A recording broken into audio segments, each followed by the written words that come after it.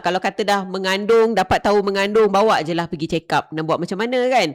Sebab benda-benda macam ni, macam saya cakap tadi lah, emotional support tu sangat-sangat penting. Dia kalau kita pergi klinik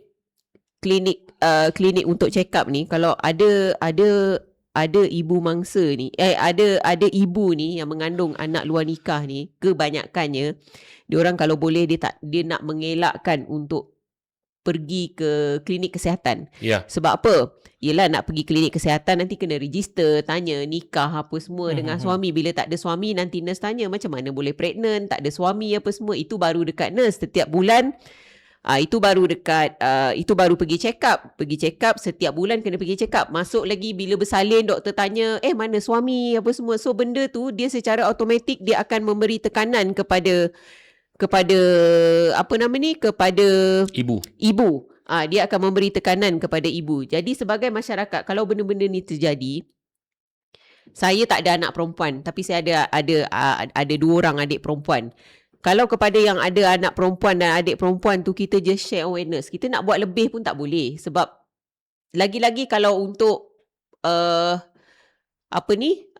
untuk remaja yang dah umur lebih daripada 12 tahun, yang diorang rasa diorang pandai buat keputusan apa semua, benda tu untuk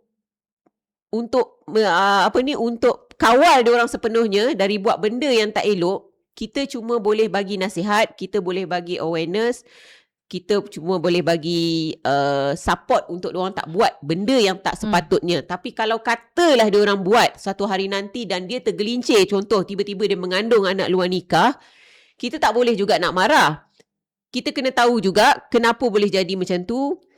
Apa yang dia pun dah tahu dah, dia mesti dah buat benda yang salah kan. Jadi kita nak kena kalau katalah jantan tu ada dengan dia, bolehlah kita paksa kahwin. Kalau yang tak ada ni, kena pula jantan tu lari. Nak tak nak memang kita family lah yang kena jaga dia kan. Sampailah dia bersalin, sampailah dia melahirkan, habiskan situasi berpantang tu, barulah kita fikir macam mana nak uruskan. Kalau dia bekerja, itu adalah itu bernasib baik untuk dia. Sebab apa? Sebab dia takkan menghadapi masalah untuk membesarkan anak dia.